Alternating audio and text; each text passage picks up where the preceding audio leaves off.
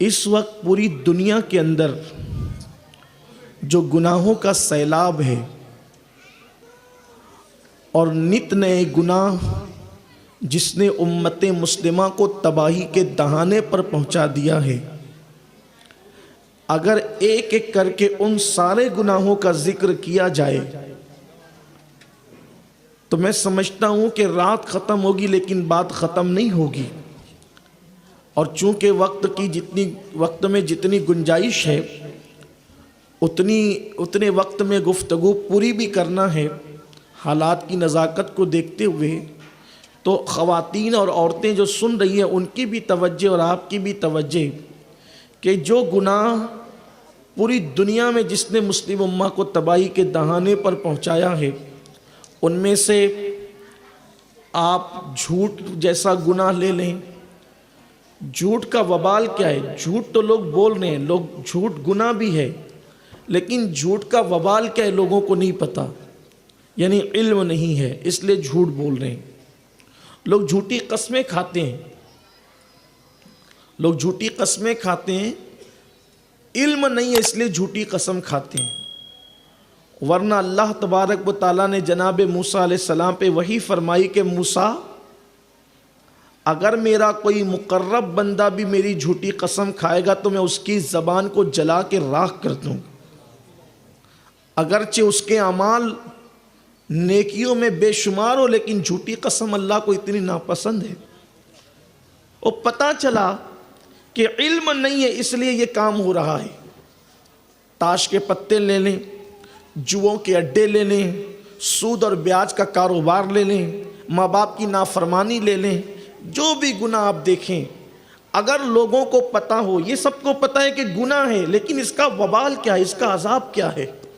لوگوں کو اس کا علم نہیں ہے، تو پتہ چلا کہ گناہ اس لیے ہو رہے ہیں کہ لوگوں کے پاس علم نہیں ہے۔ علم اگر ہو جائے تو مجھے اتنا یقین ہے کہ اگر علم ہو جائے تو کم سے کم 60% مسلمان گناہوں کے دلدل سے باہر نکل آئیں۔ علم نہ ہونے کے سبب گناہ ہو رہا ہے۔ آئیے اگر پڑھیں ہم کہ احادیث میں کس گناہ کا عذاب کیا ہے، کس گناہ کا وبال کیا ہے، کس گناہ کی تباہی کیا ہے، کس گناہ کی بربادی کیا ہے، تو ہر ایک کو پڑھنے کی بجائے ہم اتنا کہہ سکتے ہیں جہاں گناہ وہاں فنا،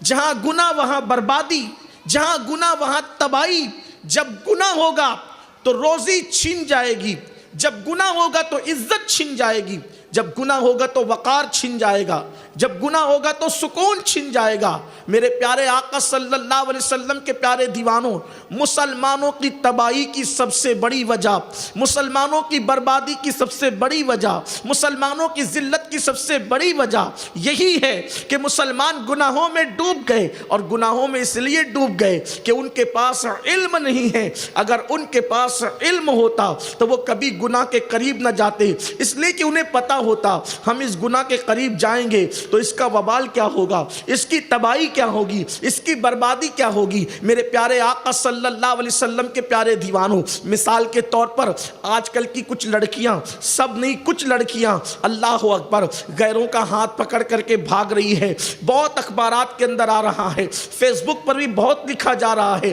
میں کہتا ہوں اگر ان بچیوں کو پتہ ہوتا کہ اللہ اکبر کہ غیروں کے ساتھ بھاگنے کا انجام کیا ہے تو بھاگنا تو دور کی بات ہے، کبھی وہ کسی غیر کے سامنے بے پردہ بھی نہ آتی، بے نقاب بھی نہ آتی، بے حجاب بھی نہ آتی۔ پتہ چلا ساری برائیوں کی جڑ جو ہے وہ علم نہ ہونے کی بنیاد پر ہے۔ اور میرا اللہ ارشاد فرماتا ہے، اگر دوسرے اینگل سے قرآن کی روشنی میں دیکھیں تو اللہ پاک فرماتا ہے انما یخشی اللہ من عبادہ العلماء، کہ بے شک اللہ کے بندوں میں اللہ سے ڈرنے والے اہل علم ہیں، علم والے ہیں، یعنی علم والوں کے دل میں اللہ کی خشیت ہے، علم والوں کے دل میں اللہ کا خوف ہے۔ میرے آقا صلی اللہ علیہ وسلم کے پیارے دیوانوں، اب آپ مجھے بتائیں اگر انسان گناہ سے بچتا ہے تو اللہ کے خوف کی وجہ سے بچتا ہے، اور اللہ کا خوف کن لوگوں کے پاس ہے؟ جن کے پاس علم ہے، ان کے پاس اللہ کا خوف ہے۔